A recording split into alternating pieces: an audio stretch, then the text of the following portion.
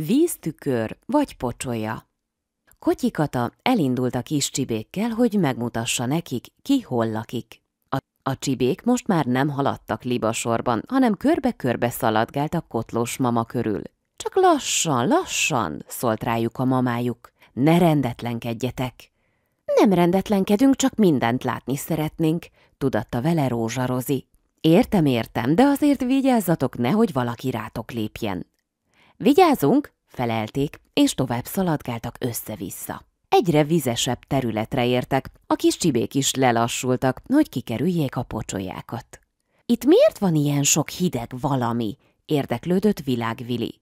Ez a hideg valami a víz, ami nagyon fontos mindenkinek. Ebből iszunk, ha megszomjazunk. Ha odaállsz a közelébe, akkor megláthatod magadat a víztükörben. Okította őket Kotlós mama. Óvatosan közelítették meg a pocsolyákat, és fölé hajoltak.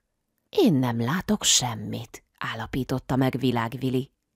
Én se, mondogatták a többiek is. Kotlós mama közelebb ment, és ő is belenézett a pocsolyába.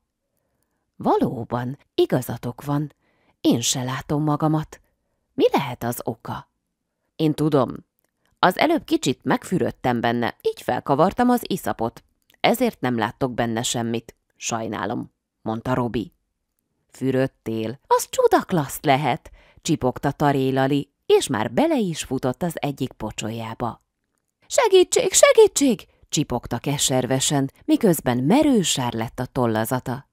Mit csináljak? Szaladgált körbe-körbe ijedten a mamája. Szerencsére éppen utolérte őket Kukori Kázmér, a papájuk, és egy csippentéssel kiemelte a sárból az ijedt Taré Lalit.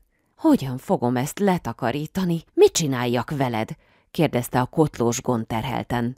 Majd megszárad és lepereg, nem nagy ügy, felelte várrándítva röffents Robi. Méghogy nem nagy ügy, háborgott a kotlós. Azt hiszed, hogy mindenki szereti, ha sáros? Az ő tollának szép sárgának kell lennie. A többi kis csibe is döbbenten nézte a fekete testvérkét, aki elkeseredetten ült a fűben. Kotyi Kata törte a fejét, hogy mit is csináljon. Egyszer csak észrevette, hogy a kerti öntöző rendszer be van kapcsolva.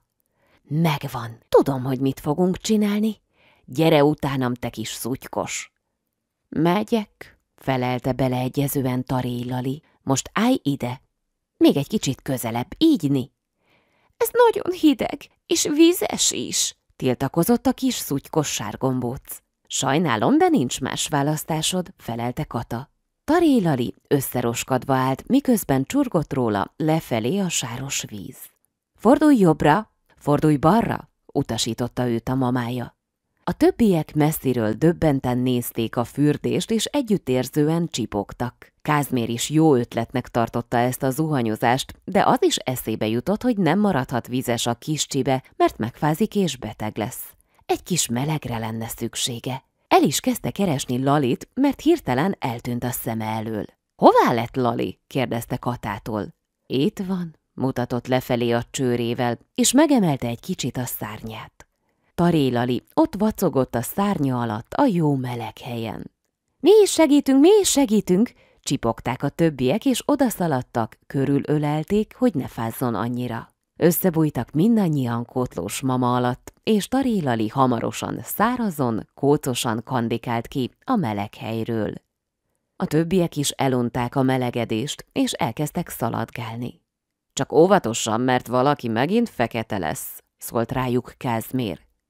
Lassan tovább megyünk, közölte Kotlós mama. Tovább?